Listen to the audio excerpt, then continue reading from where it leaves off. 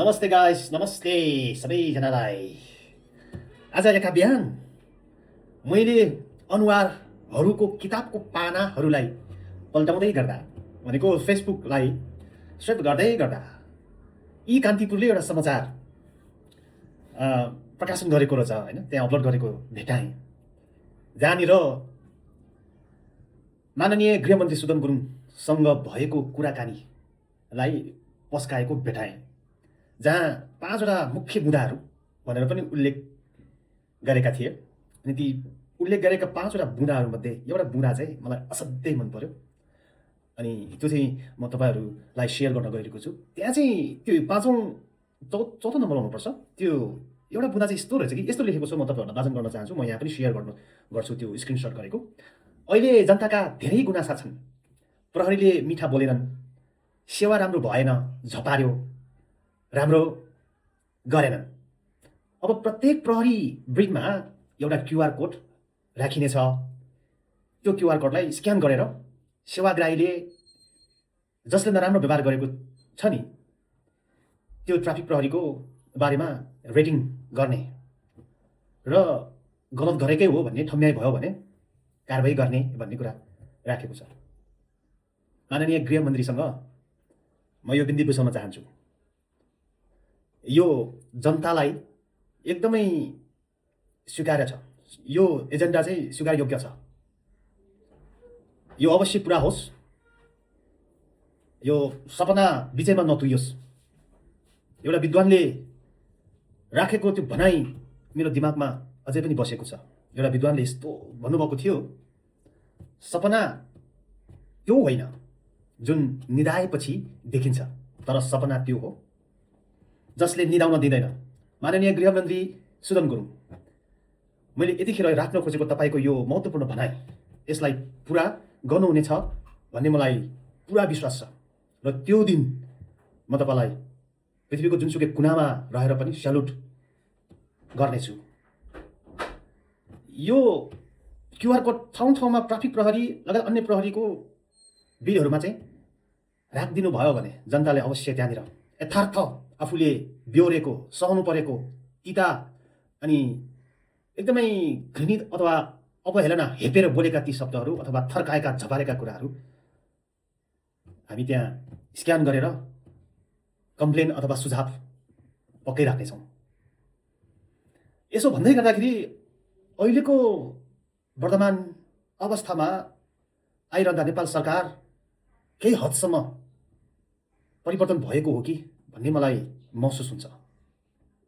म बाइक चलाउँछु, सुरुमा चलाउँदाखेरि ट्राफिक प्रहरीज्यूहरूको चाहिँ व्यवहार, जनताप्रति गर्नुपर्ने त्यो अथवा प्रस्तुत हुनुपर्ने त्यो व्यवहार उहाँहरूमा थिएन। त्यतिखेर बाटैमा चिसो, मनमा चाहिँ चिसो पसेको थियो, अनि त्यो मलाई अनुभव छ। तर यो अहिलेको समयमा कहीँ कतै ट्राफिक प्रहरीज्यूहरूको चाहिँ जनता समक्ष हुनुपर्ने जुन प्रस्तुति छ नि, उहाँहरूको प्रस्तुत बेग्लै छ। कोहीमा उहाँहरूको त्यो मृत्युभाषी हैन, नरम बोलीचाली हैन, अनि नमस्तेबाट सुरु गर्ने खुसी लाग्यो। पहिलोचोटि जब मैले ट्राफिक प्रहरीज्यूहरूको यो व्यवहार देखेँ, म झस्केँ, एकछिन रोकेर सोच्न बाध्य भएको छु एक ठाउँमा हैन। किनभने मेन्टली रूपमा एक खाले एउटा छाप, नराम्रो नकारात्मक छाप थियो, बस्दै आएको छ। यहाँसम्म कि हामी प्रहरी देख्ने बित्तिकै एउटा मन हतोत्साहित अथवा चाहिँ नर्भस हुने, अब यी पुलिस पो रहेछ, केही पो गर्ने हो कि भन्ने एक खाले त्रास मनमा उत्पन्न हुन्थ्यो नि। त्यो किन भन्दाखेरि हिजोको कालखण्डमा सुरक्षाकर्मी हैन, प्रहरी साथीहरूले जनतामाथि गरेको दमन, प्रस्तुत गरेका नराम्रो व्यवहार, बोलेका ती अपशब्दहरू हिपेर थिचेर बोल्ने त्यो चलन थियो नि, थर्काएरै उनीहरू जित्नुपर्ने हैन, त्यो थियो।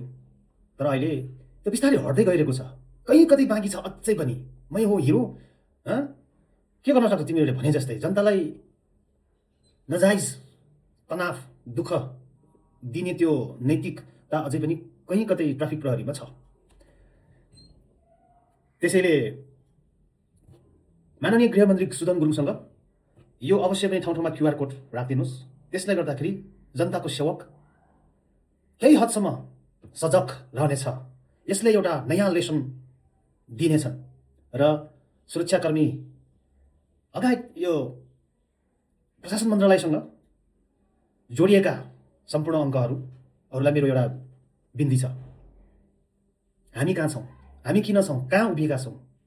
जनताको सेवा, जनताको सुरक्षा, जनताको हक हितलाई सरल तरिकाले जनताको पहुँचमा ल्याउनलाई तपाईँको ठाउँमा तपाईँ उभिरहनु भएको छ भने चाहिँ त्यही अनुसारको व्यवहार गर्न म तपाईँहरूलाई पनि एकदमै हृदयदेखि नै अनुरोध गर्न चाहन्छु।